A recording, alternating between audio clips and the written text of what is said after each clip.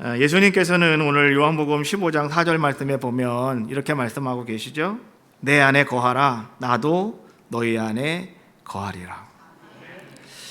예수님 안에 거한다고 하는 것은 과연 어떻게 하라고 하는 것일까? 고민을 한번 해봅니다. 그냥 예수님 옆에 가서 붙어 있으면 되는 건가요? 아니면 어떻게 하라고 하는 것일까? 실질적인 방법은 과연 뭘까? 우리 이제 이것을 한번 생각해 보려고 하는 거예요. 요한복음 3장에 있는 말씀이 하나님이 세상을 이처럼 사랑하사 독생자를 주셨으니 이는 저를 믿는 자마다 멸망치 않고 영생을 얻게 하려 하심이라. 이거 상당히 중요한 말씀이라고 그랬는데요. 가장 끝에 요한계시록 3장 20절 말씀에도 똑같은 중요한 말씀이 한 가지 나오는데 그것이 이 말씀이에요. 볼지어다 내가 문 밖에 서서 두드리노니 누구든지 내 음성을 듣고 문을 열면 내가 그에게로 들어가 그와 더불어 먹고 그는 나와 더불어 먹으리라. 많은 그리스도인들이요, 많은 믿는 성도들이 착각하는 것이 한 가지가 있는데 그것은 뭐냐고 하면 예수님은 그냥 내 안에 와 계신 줄로 알아요. 정말 예수님은 그저 우리 안에 들어와 계시고 계신 걸까요? 자, 오늘 요한계시록 3장 20절의 말씀에 보면 뭐라고 주님이 말씀해 주고 계시냐고 하면 누구든지 내 음성을 듣고 문을 열면 오늘 주님이 그 안에 들어오신다고 말씀해 주셨잖아요. 그런데 우리는 그냥 가만히 있으면 주님이 우리 안에 들어오시는 줄 안다는 거죠. 생각을 해봅시다. 주님이 지금 내 안에 계시다면 여러분 잘 생각을 해보세요. 여러분들이 마음을 언제 여셨습니까? 여러분들이 마음을 열었다는 기억이 여러분들에게 있습니까? 아마 있으신 분은 문제가 없겠지만 가만히 생각을 해보면 우리는 내가 마음을 언제 열었지? 기억이 없다는 거죠. 그냥 우리는 생각하고 있는 거예요. 주님은 내 마음에 계시다고. 그냥 믿음이 너무 좋아서 그렇게 믿고만 있는 거죠. 주님이 내 안에 계시다고. 그러나 주님은 분명히 말씀하셨거든요. 음성을 듣고 열어야 된대요. 뭘 엽니까? 여러분의 마음의 문을 열어야 된다는 거죠. 이 계시록 3장 20절은 라오디아 교회에게 주시는 말씀이었는데 이 라오디아 교회처럼 예수님은 그냥 마음문 밖에서 문만 두드리고 계시는 것은 아닌가. 오늘 우리가 이 라오디아 교회들처럼 주님 밖에 세워놓으시고 여러분들은 주님은 여전히 문을 두드리고 계신데 우리는 주님 내 안에 계시다고 그냥 믿고 있는 것은 아닌지. 우리는 말이죠, 자, 영접하는 자, 그 이름을 믿는 자들에게는 하나님의 자녀가 되는 권세를 주셨다고 말씀하시니까 우리는 그냥 제가 주님 영접합니다. 주님 오늘 내 안에 오십시오 라고 이렇게 우리는 말이죠, 그냥 외치기만 하면, 고백하기만 하면 우리는 그냥 내 마음의 문을 연 것처럼 우리는 이해할 때가 너무나 많다라고 하는 거죠. 그럼 생각을 해보자고요. 여러분, 정말 여러분들이 마음을 연다라고 하는 것이 쉬운 일입니까? 어려운 일입니까? 믿음 안에서 그냥 아멘 하면 끝나는 게 아니라는 거죠. 우리가 사람과 사람이 만날 때도 마찬가지예요. 선남 선녀가 만났다. 마음이 안 열리면은요, 남남이에요. 그렇지 않습니까? 서로 마음이 열려야 그때부터 사랑이 싹트고, 그때부터 만나면 기쁨이 있고 이런 것이지, 마음이 열어지지 않으면 언제나 봐도 그냥 맹숭맹숭한 거예요. 그냥 오늘 차 한잔 잘 먹고 갑니다. 그럼 끝나는 거예요, 그거를요. 그렇잖아요? 우리의 마음을 연다고 하는 것은 정말 쉬운 것은 아니다. 힘들고 어려운 거라는 거죠. 만약에 여러분들이 정말 함께하는 어떤 분들에게 여러분들이 아마 여러분의 마음을 한번 열어보았을 텐데 여러분 그때 생각을 해보십시오. 어떻게 쉬웠습니까? 어려웠죠. 이것저것 다 보고 왠지 마음이 열리지가 않고 우리는 말이죠, 몇 번이나 꾸물꾸물거리며 고민할 수밖에 없는 아마 우리들의 모습은 아니었을까라고 하는 것이죠. 자, 그렇다면 오늘 예수님의 음성을 듣고 우리의 마음의 문을 연다는 것은 과연 무엇을 얘기하고 있는 것일까? 예수님 앞에 내 마음의 문을 연다는 것은 다른 것이 아니라 내가 내 마음을 예수님께 드리겠습니다라고 하는 첫 번째 의미고요. 두 번째 의미는 무엇이냐고 하면 이제 나는 예수님의 통치를 내가 받아들이겠습니다라고 하는 결단이기도 한 것이 내 마음의 문을 여는 거예요. 정말 여러분들이 마음의 문을 여셨다면 정말 여러분들이 예수님의 통치를 받고 계십니까? 라고 하는 거예요. 예수님이 여러분들에게 말씀하시는 대로 따라가고 계십니까? 라고 하는 거죠. 아이들도요, 마음의 문을 열지 않으면 아무리 얘기해도 안 들어요. 그러나 그 아이들이 마음의 문을 열면 그때부터 그 아이들이 예 하고 잘 따라하는 거예요. 모든 것이 다 마찬가지인 것처럼 내가 주님 앞에 마음의 문을 열었다는 것은 내가 주님의 통치를 내가 이제부터 내가 받아들이겠습니다 결단하는 우리들의 모습이다 라고 하는 거죠. 예수님께서 여러분들의 마음을 통치하지 못하시면 여러분의 마음은 과연 누가 여러분의 마음의 주인이 될까요? 딱 한 가지예요. 마귀예요. 마귀가 여러분의 마음에 주인 행사를 할 수밖에 없다는 거죠. 마귀는 인간이 아니라 너무너무 잘 알아요. 여러분의 마음이 얼마나 중요한지를 너무너무 잘 알고 있는 거예요.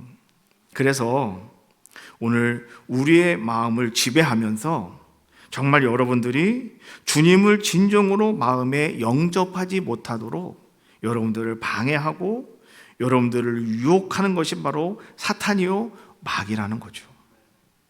그래서 예수님께서는 다윗왕을 세우실 때 딱 그렇게 말씀하시는 거예요. 사람들은 외모를 보거니와 나 여호와는 마음의 중심을 보느니라.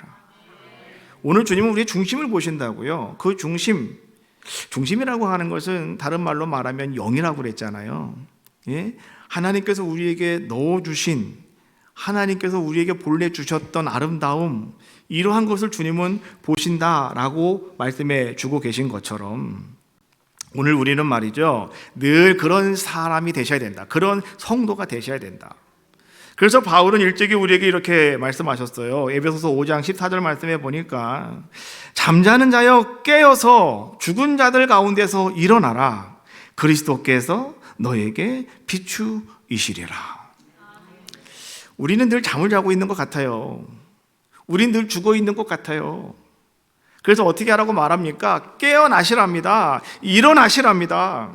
계속 누워 계시면 안 된다고요. 죽은 것처럼 하고 계시면 절대로 안 된다고요. 왜? 우리에게는 주님이 여러분들에게 빛을 비춰주시기 때문에 우린 살아있는 귀한 자가 되었다라고 하는 것을 바울은 이야기해 주고 있는 거예요.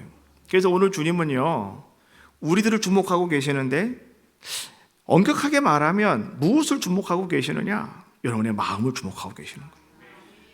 여러분들의 심령을, 여러분의 중심을 주님은 지금 주목하고 계신다라고 하는 거죠. 오늘 예수님께서 하시는 이 포도나무의 비유입니다. 상당히 중요한 말씀이에요. 7절에 있는 말씀을 제가 오늘 이 메인 텍스트로 한번 잡아봤는데요. 7절에 있는 말씀입니다. 너희가 내 안에 거하고 내 말이 너희 안에 거하면 무엇이든지 원하는 대로 구하라. 그리하면 이루리라. 주님은 여러분들이 무엇을 하기 전에 먼저 해야 될 것이 무엇이라고 말씀해 주고 있냐고 하면 주님 안에 거하라 라고 말씀해 주고 있는 거예요. 내 안에 거하여라. 주님 안에 있는 우리들의 모습이 되어야 됩니다 라고 말씀해 주고 있는 거예요. 오늘 주님께서 이 포도나무 비유를 통해서 우리에게 주고 있는 의미는 과연 또 그럼 무엇일까? 계시록에서는 마음의 문을 열어야 됩니다. 그래야 주님이 여러분 안에 들어오십니다. 그렇잖아요? 그런데 이 포도나무 비유를 통해서는 그럼 무엇을 말씀해 주고 계시는 걸까? 생물학자였던 이 베스티온이라고 하는 사람이 있는데요. 이 학자가 이제 거미를 연구하는 그런 분이셨어요. 작은 나무가지나 덤불 속에 집을 짓고 사는 거미들, 이 거미류를 잘 관찰하면서 오늘 이분이 매우 흥미로운 사실 한 가지를 발견했답니다.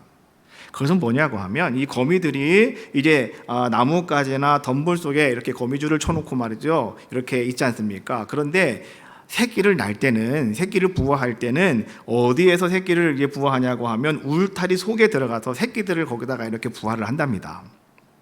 그런데요, 어느 날 보면 어미는 안 보인대요. 어미는 다른 곳에 가 있대요. 새끼들은 그쪽에 있고. 그런데 갑자기 오늘 이 거미 새끼들에게 어떤 문제가 생기고 어떤 급박한 상황이 발생이 되어지면 어디선가 모르게 이 어미 거미가 나타난다는 거예요. 나타나서 자기 새끼들을 이렇게 보호해 준다라고 하는 것이죠. 그래서 이 베스티언이라고 하는 이 생물학자는 이 거미가 어떤 특징을 가지고 있는 것일까? 정말 귀가 발달한 것인가? 아니면 눈이 정말로 엄청나게 발달한 것인가? 듣고 왔나 보고 왔나?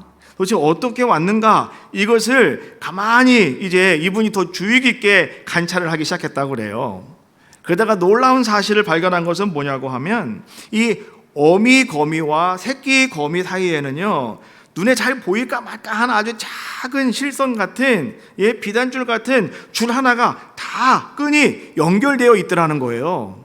그래서 이제는 그 새끼들이 갑자기 움직이거나 요동을 치면 그것을 그 끈에 연결되어 있기 때문에 어미 거미가 그것을 알고 급박한 상황이구나 라고 하는 것을 알고 금방 온다는 거죠. 와서 그 새끼들을 보호해 주는 이런 모습이었더라 라고 하는 것을 이제 이 사람이 발견하게 되었다는 거예요.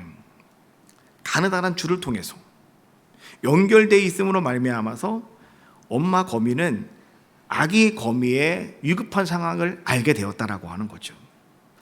오늘 예수님께서는요, 우리에게 15장에 있는 말씀을 통해서 뭐라고 말씀해 주고 계십니까? 오늘 주님은 이렇게 말씀해 주고 계시죠.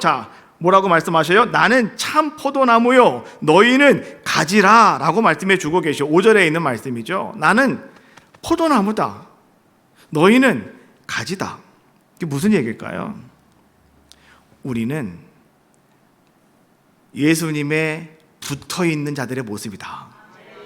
여러분, 거미는 간단한 줄에 연결되어 있다고 그랬잖아요.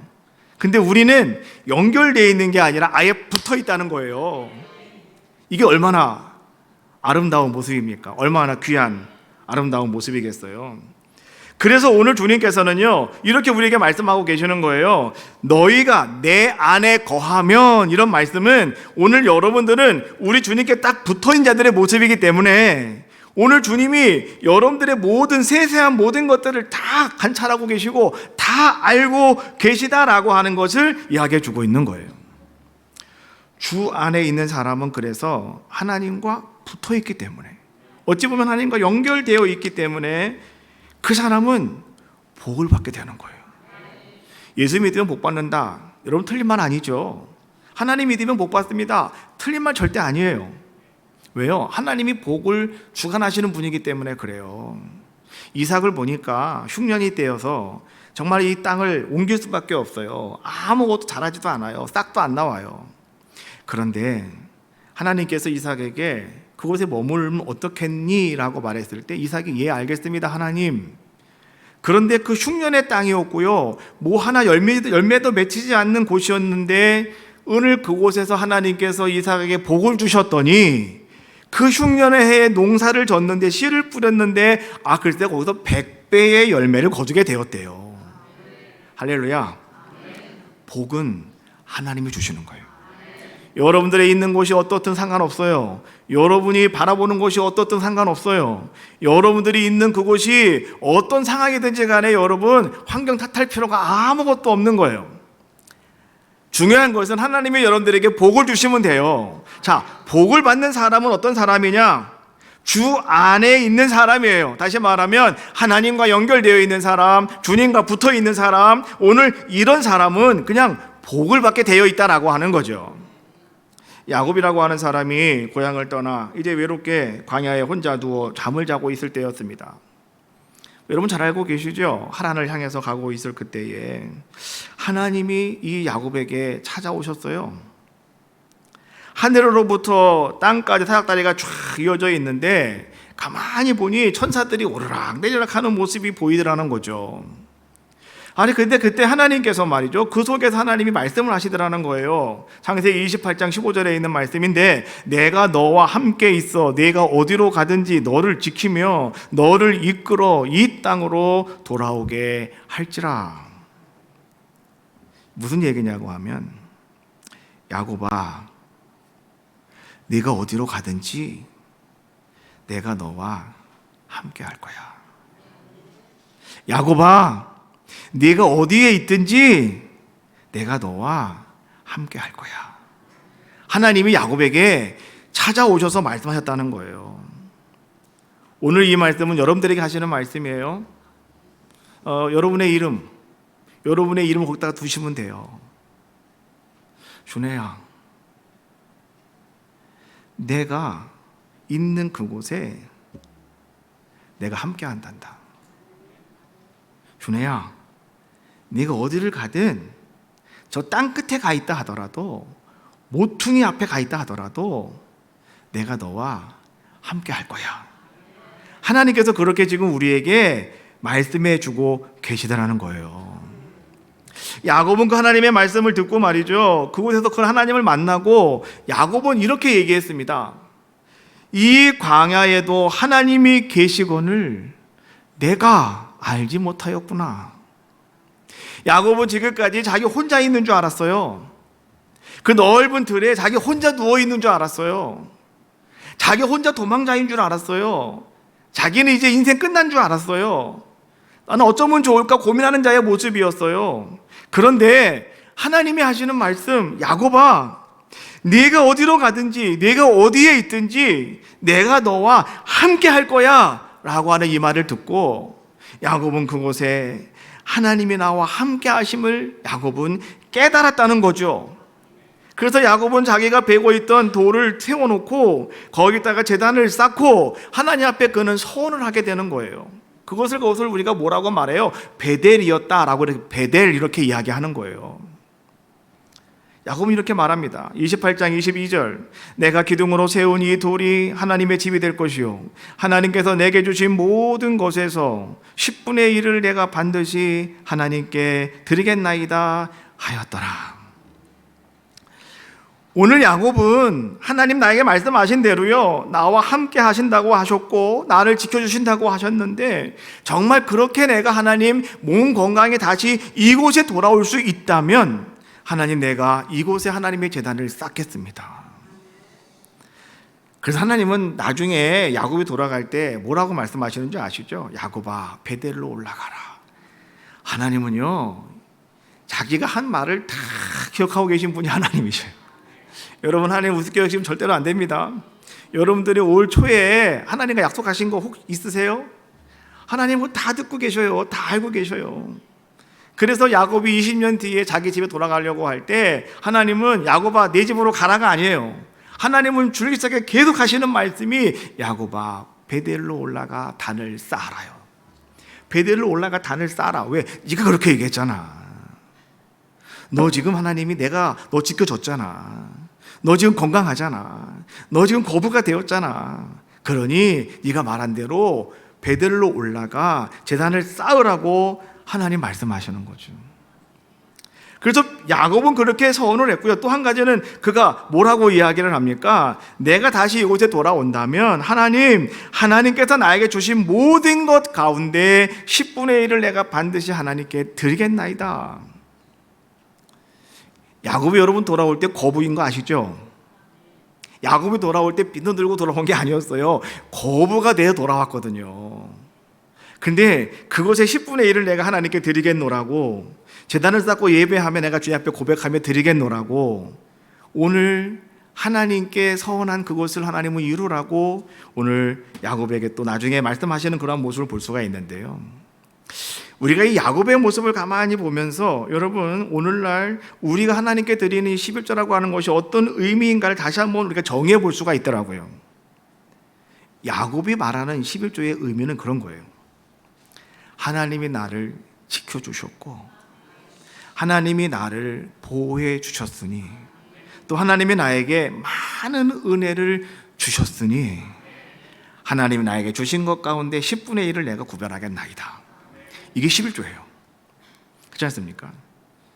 오늘 많은 분들이 11 때문에 11조 갖고 막 고민하시는 분이 너무 많더라고요. 고민할 거 없어요.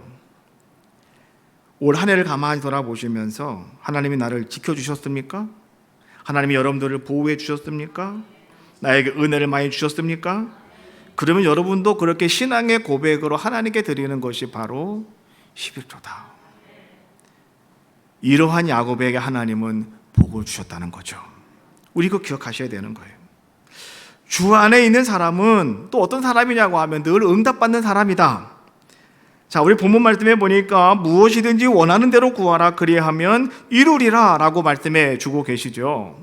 주님 안에 있다라고 하는 것은 늘 주님의 도움을 받으며 살아가는 자의 모습이다라고 하는 것을 이야기해 주고 있는데요. 여러분, 우리가 무엇이든지 구하기만 하면 하나님께서는요, 무엇이든지 그대로 여러분들에게 이루어 주신다는 거예요. 다른 말로 말하면 하나님 의지하고 살아가십시오 라고 하는 거예요. 주님 안에 내가 있기 때문에 난 하나님을 의지하며 살아갈 수 있는 그런 귀한 자가 될 수 있는 것이다 라고 하는 거죠. 예수님께서 하신 말씀 여러분 알고 계시죠? 마태복음 7장 7절에 있는 말씀인데요. 구하라 너희에게 주실 것이요 찾으라 그러면 찾을 것이요 문을 두드리라 그리하면 너희에게 열릴 것이니. 구하고 찾고 두드리는 자에게 하나님은 그대로 해주신다는 거예요. 다른 말로 말하면 하나님은 여러분들에게 그렇게 복을 주시며 하나님 여러분의 삶 속에 영광을 만들어 주시고 하나님은 승리를 허락하여 주신다는 거죠. 주 안에 있다면 우리는 그걸 알게 되는 것이고, 그래서 여러분들은 가만히 있는 것이 아니라 하나님 앞에 엎드려 기도하며 찬송하며 예배하는 자가 될 수 있다라고 하는 거예요. 찬송가 370장을 작사하신 분이 누구냐고 하면 시윗이라고 하는 여사예요. 자, 오늘 이분의 얘기를 잠깐 제가 여러분과 한번 나눠보려고 해요. 이분은 열심히 신앙생활하며 정말 나가 사람들에게 복음을 전해야 돼. 이 복음의 열정, 전도의 열정이 대단했던 분이었어요. 그래서 이분이 나가 사람들에게 복음을 전하고 있었는데 어느 날 그만 불량배를 만나게 돼요. 그래서 불량배를 만나서 그들에게 봉변을 당하게 되는데요. 허리가 부러지게 됩니다. 그래서 이분이 이제 병원에 입원해서 참 오랜 시간 동안 이분이 병원에서 침상에 누워서 지낼 수밖에 없는 그런 상황이 되었다고 그래요. 우리가 여러분 신앙생활하면서 믿음생활하면서 우리의 입으로 그리스도의 희생적인 사랑을 이야기한다는 것은 너무나 쉬워요. 여러분도 이렇게 저런 얘기 막 이야기하는 거 너무너무 쉽지요. 그렇지 않습니까? 그런데 그것이 그 희생이 직접 나에게 요구될 때는 정말 우리는요 정말 곤욕스러운 거죠.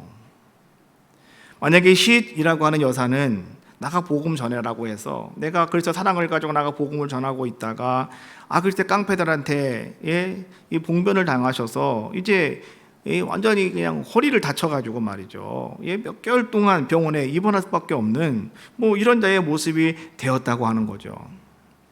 난 그렇게 했는데 왜 하나님은 나에게 이런 어려운 일을 주실까라고 하는 거죠. 내가 열심히 하나님 앞에서 내가 정말로 큰 사랑을 가지고 내가 열심히 사람들에게 여러분들 얘기하잖아요. 열심히 봉사하세요. 열심히 헌신하세요. 열심히 충성하세요. 그래야 되는 겁니다. 그게 그리스도의 사랑이에요 라고 이야기하는데 막상 여러분들이 그 일을 감당하려고 한다 보면 또 힘들 때가 너무나 많잖아요. 곤욕스러운 거죠. 나 시간이 없는데 나 바쁜데 어쩌면 좋을까 이런 것들 그렇잖아요. 또 물질도 마찬가지죠. 바나바라고 하는 사람은 자기 재산을 다 털었다는데 우리는 어떻게 해야 되겠어요? 우리는 그렇게 해야 되는 거 아니겠어요? 라고 하지만 막상 그것이 나에게 닥쳐진다면 우리는 고민하는 거죠. 이거 어떻게 해야 되는 거지? 큰일 났네. 어쩌면 좋아. 정말 곤욕스러운 경우가 우리에게도 있는 것처럼 오늘 바로 이 시인 여사가 바로 그런 모습이었다라고 하는 거예요. 그러다 보니까 점점 신경이 날카로워졌을 뿐만이 아니라 오늘 이분이 말이죠. 나를 이렇게 만든 사람, 가해자에 대한 증오심이 막 폭발적으로 올라가더라는 거죠. 내가 가만두지 않겠어. 내가 낫기만 하면 내가 이 사람을 고소해버릴 거야. 이런 모습이겠죠. 그렇지 않습니까? 그것이 막 점점 막 싹트기 시작하고 있을 그때에 어느 날 화창한 봄날이었답니다. 이 병원을 청소하고 있는 한 청소부가 있었는데요. 흑인 여자였대요.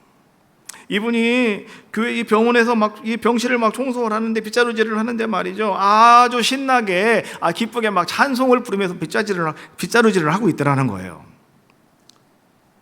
그때에 이 시인 여사가 그 모습을 가만히 바라보면서 이렇게 얘기했대요. 이봐요, 당신은 청소부 주제에 뭐가 그렇게 좋아서 흥얼거리고 있느냐고. 청소부 주제에 당신은 뭐가 좋아서 그렇게 찬송가를 부르고 앉아 있느냐고. 막 이 사람이 화를 내면서 말이죠, 그 청소하고 있는 흑인 여자 청소부에게 막 화를 냈대요. 그랬더니 그때 청소부가 이제 이 시인 여사를 바라보며 이렇게 이야기했대요. 나에게 닥친 형편과 처지가 찬송으로 바뀔 수 있는 힘을 오늘 주님께서 나에게 주셨으니 내가 즐겁고 기쁠 수밖에 없잖아요. 할렐루야. 그 이야기를 들었을 때 이 시인 여사는 갑자기 전기에 감전된 것처럼 말이죠, 갑자기 막 그냥 충격을 받게 되었다고 합니다. 나는 지금까지 누워서 불평하고 원망하고 증오로 가득 차 있는 자신의 부끄러움, 그것을 억누르지 못하고 말이죠, 이제는 어떻게 했다는 거예요? 그냥 마음 깊이 그가 애통하며 회개의 눈물을 쏟으면서 그가 하나님 앞에 고백하며 기도문을 만든 것이 찬송가 370장 주 안에 있는 나에게 라고 하는 찬송이라는 거예요. 주 안에 있는 나에게 딴 근심이 있으랴 십자가 밑에 나아가 내 짐을 풀었네. 주님을 찬송하면서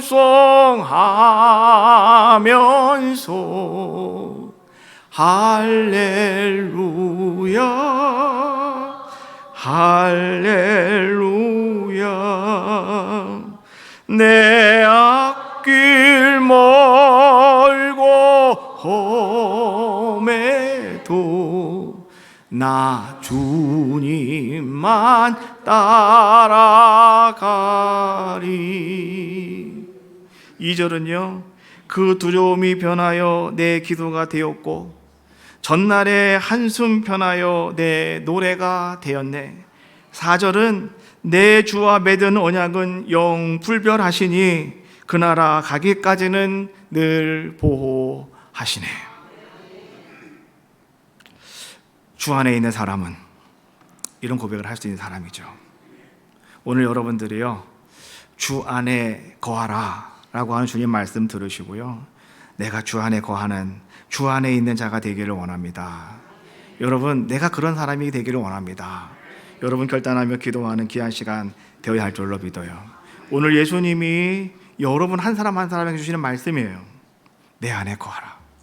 나도 너 안에 거하리라. 7절 말씀입니다. 너가 내 안에 거하고 내 말이 너 안에 거하면 무엇이든지 구하라. 그리하면 이루리라. 찬송가 우리 370장이죠. 주 안에 있는 나에게 찬송하시면서요, 오늘 말씀 기억하시고 주 안에 있는 나 여러분 바라보시며, 혹 그러지 못했다면 다시 빨리 마음 문 여시고 여러분 하나님께 연결되고 붙어있는 자 되셔서 정말 주 안에 있는 여러분들이 다 되시기를, 찬송과 기도로 영광 돌리시는 내가 되겠습니다 결단하는 귀한 시간 되시기 바라겠어요. 자, 찬양하시고 통성으로 기도하겠습니다.